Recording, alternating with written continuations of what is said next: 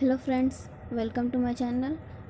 आज की इस वीडियो में हम आपसे बात करेंगे क्लास 9th के साइंस के फर्स्ट चैप्टर की। तो इस चैप्टर पे हमने ऑलरेडी 3 वीडियो पहले से बना रखे हैं और इस वीडियो में हम उस चैप्टर से रिलेटेड कुछ एनसीईआरटी के इम्पोर्टेंट क्वेश्चन डिस्कस करेंगे। इसके प्रीवियस वीडियो का लिंक अगर डिस्क्रिप्शन में दे दिया गया है, अगर आपने उसे नहीं देखा है तो प्लीज़ उसे देख लें। तो चलिए इस वीडियो को शुरू करते हैं।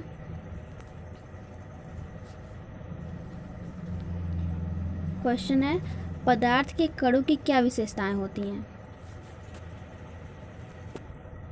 पदार्थ के कणों की निम्नलिखित विशेषताएं हैं। पहला है, पदार्थ के कणों के बीच खाली स्थान होता है।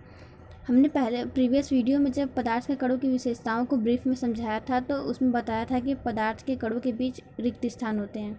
उसी वजह से पानी में अगर हम चीनी घोलते हैं तो वो अच्छे से घुल जाती है, क्योंकि पानी के कणों के बीच जो रिक्त स्थान होता है उसमें चीनी के जो कण होते हैं वो समावेशित हो जाते हैं। इसी वजह से वो चीनी उस पानी में घुल जाती है।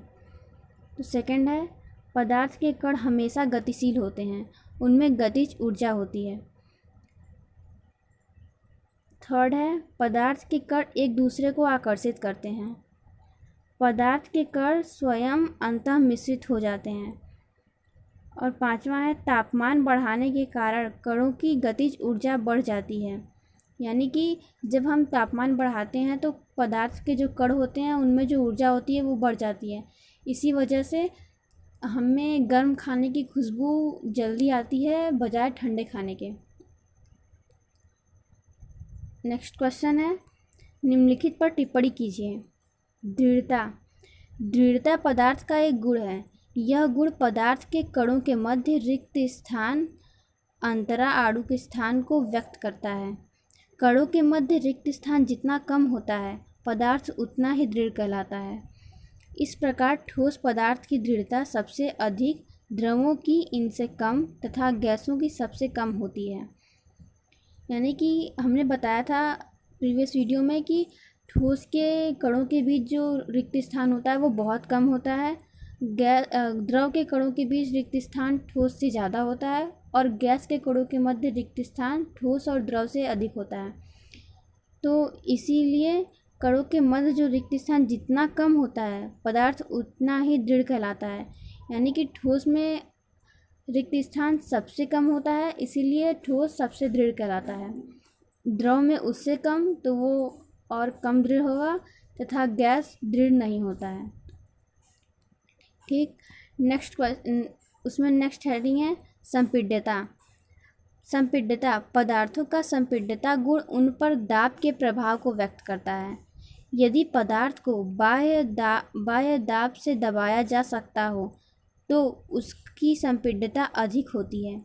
द्रवों की संपीड्यता ठोसों से अधिक होती है तथा गैसों की संपीड्यता सर्वाधिक होती है। संपीड्यता का मतलब दबाना, यानी कि हम जब किसी चीज़ को दबाते हैं, किसी पदार्थ को दबाते हैं तो वो कितना दब सकता है वो उसकी संपीड्यता कहलाती है।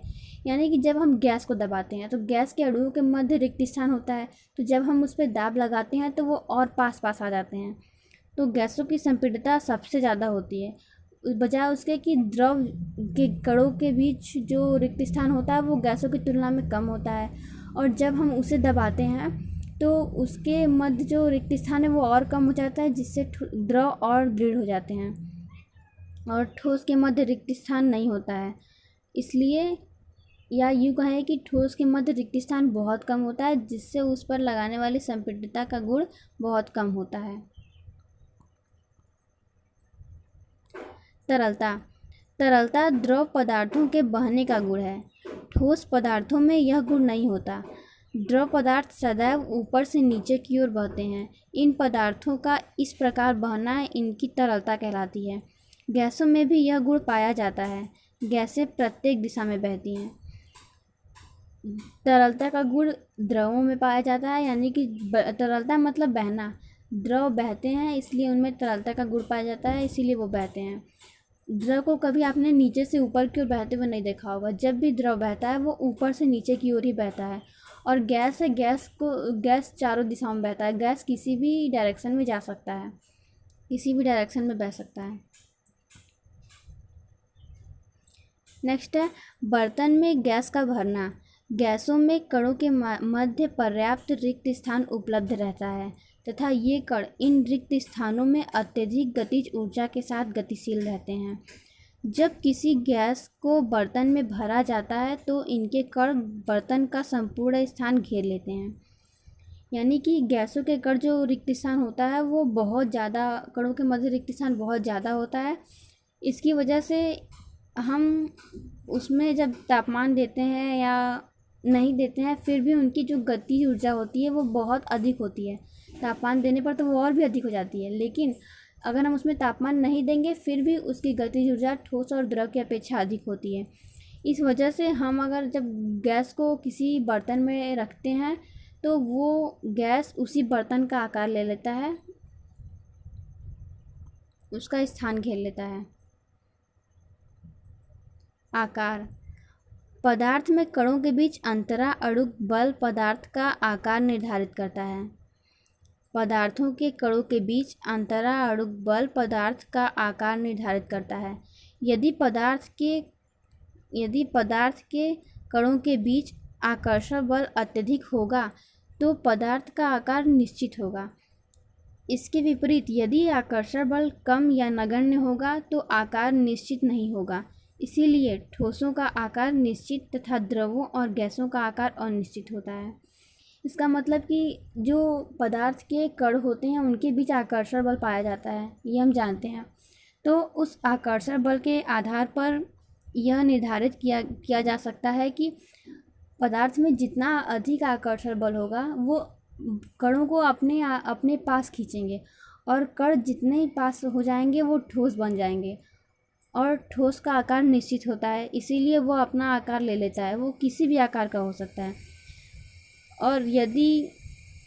और इसके विपरीत यदि आकर्षण बल कम या नगण्य होगा तो आकार निश्चित नहीं होगा। हम जानते हैं कि द्रवों के जो कण होते हैं उनके मध्य आकर्षण बल ठोस के कणों के आकर्षण बल से कम होता है। इसी वजह से द्रव की जो आकार होती हैं वो अनिश्चित होती हैं। द्रव को हम जिस भी बर्तन में या कहीं भी डाल देंगे वो उसी का आकार ले लेता है। और जो गैस होती हैं उनमें आकर्षण बल बिल्कुल नगण्य होता है, यानी कि उनमें आकर्षण बल नहीं होता है, जिसके कारण उनका आकार बिल्कुल अनिश्चित होता है। गैस को हम कहीं भी डालेंगे तो वो उसका आकार ले लेगा, बल्कि यह यूँ कहें कि गैस चारों दिशाओं में बहता रहता है, उसका कोई भी निश्चित आकार नहीं होता। गतिज ऊर्जा। पदार्थों में कण सदैव गतिशील रहते हैं, जिसके कारण उनमें गतिज ऊर्जा की उपस्थिति होती है। गतिज ऊर्जा ही पदार्थ के कणों को गतिशील करती है। गतिज ऊर्जा पदार्थ का ताप बढ़ने पर बढ़ जाती है। यानी गतिज ऊर्जा वो है जो ताप बढ़ाने पर बढ़ती है। यानी कि पदार्थ के जो कण होते हैं उनकी जो ऊर्जा होती है वो हम ताप बढ़ाते हैं तो वो बढ़ती है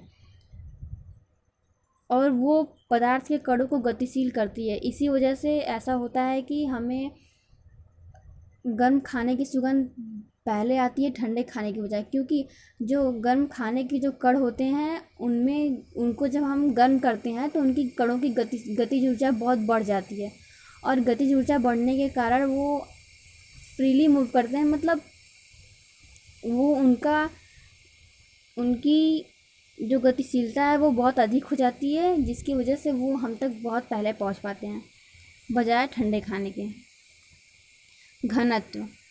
घनत्व बराबर पदार्थ का द्रव्यमान बटे पदार्थ का आयतन। यानी ठोसों का घनत्व उच्च, द्रवों का कम और गैसों का घनत्व सबसे कम होता है। कारण बताएं। गैस पूरी तरह उस बर्तन को भर देती है जिसमें इसे रखते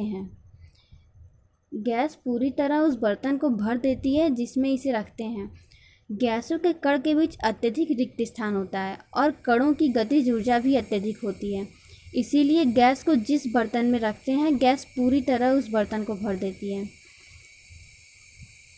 गैस बर्तन की दीवारों पर दबाव डालती है।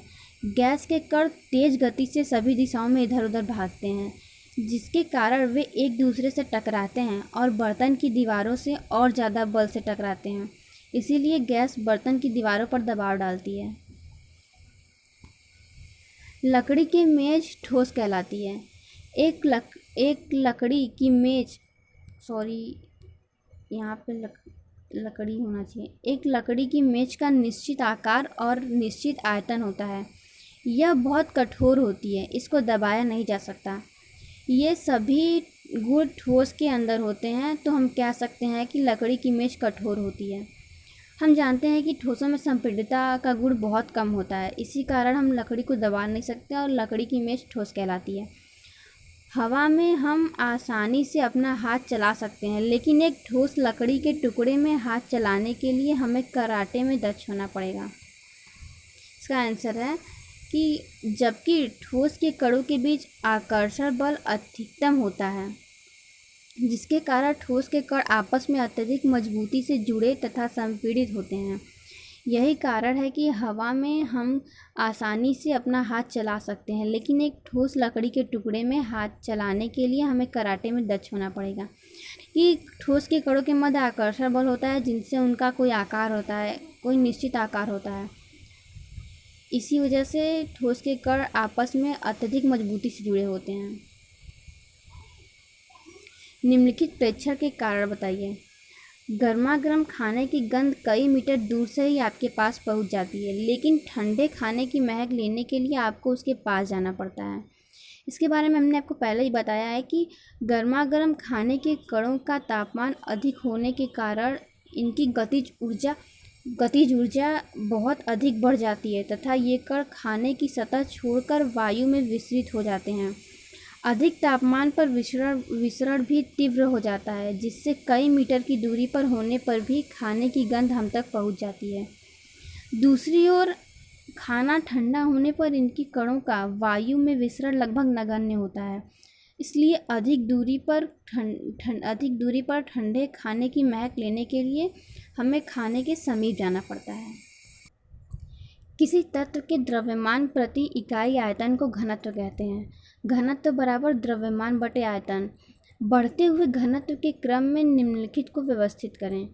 वायु, चिमनी का धुआं, शहद, जल, चौक, रुई और लोहा।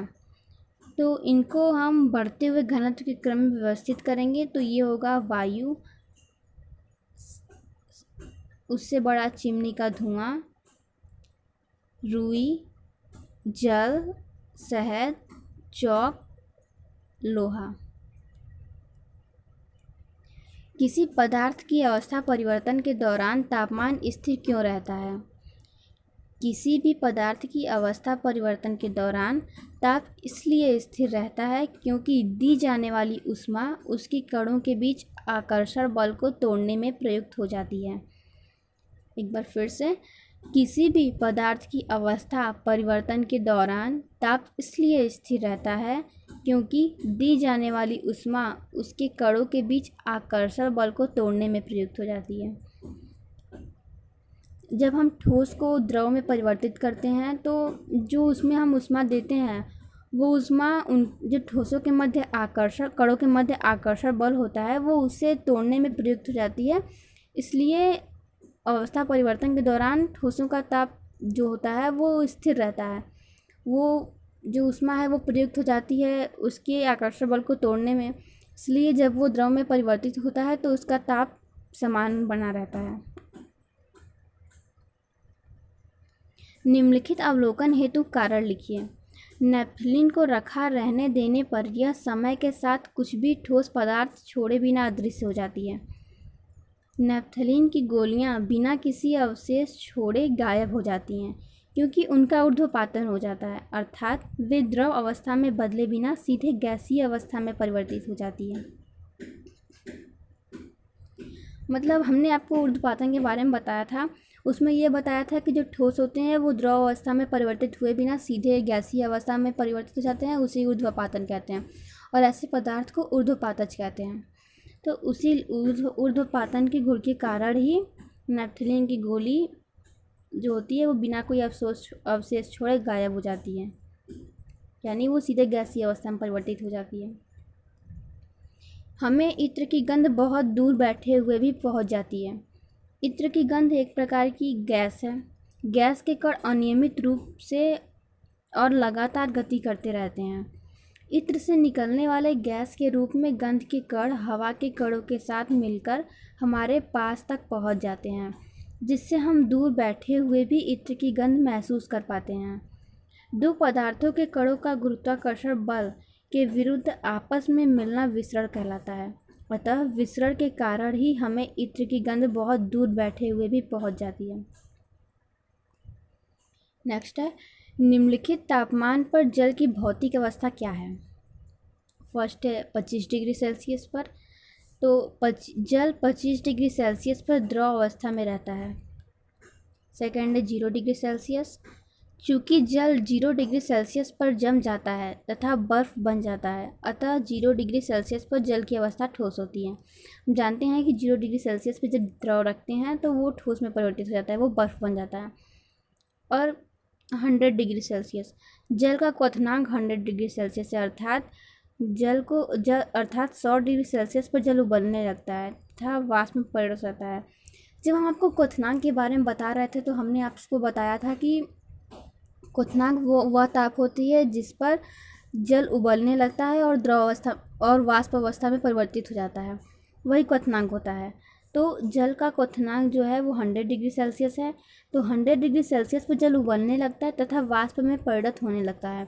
अतः 100 डिग्री सेल्सियस पर जल का कुछ भाग वाष्प के रूप में तथा कुछ भाग द्रव के रूप में रहता है। अतः 100 डिग्री सेल्सियस पर जल संक्रमण अवस्था में रहता है। पुष्टि हेतु कारण दें। जल कमरे के ताप पर द्रव है। कमरे के ताप पर प्रायः 20 डिग्री सेल्सियस से 24 डिग्री सेल्सियस के बीच माना जाता है। जो कमरे का ताप माना जाता है वो अधिकतम माना जाता है कि कमरे का ताप 20 डिग्री सेल्सियस से 24 डिग्री सेल्सियस के बीच हो सकता है। इसलिए पदार्थ जिसका आयतन निश्चित परंतु आकार अनिश्चित हो यानी द्रव कहलाता है। द्रव हम जानते हैं क्या होता है कि जिसका आयतन निश्चित होता है परंतु आकार अनिश्चित होता है, वो द्रव कहलाता है। द्रव को हम किसी भी बर्तन में डालते हैं तो वो उसी का आकार ग्रहण कर लेता है। चूँकि कमरे के तापमान पर जल का आयतन निश्चित रहता है परंतु आकार अनिश्चित रहता है, अर्थात जल उस बर्तन का आकार ले लेता है जिसमें उसे रखा जाता है। अतः कमरे के तापमान पर जल द्रव अवस्था में होता है। लोहे की अलमारी कमरे के ताप पर ठोस है। वैसे पदार्थ जिनका आयतन तथा आकार दोनों ही निश्चित हो ठोस कहलाता है। चूँकि कमरे के तापमान पर लोहे की अलमारी का आयतन तथा आकार दोनों ही निश्चित रहता है, अतः कमरे के ताप पर लोहे की अलमारी ठोस होती है।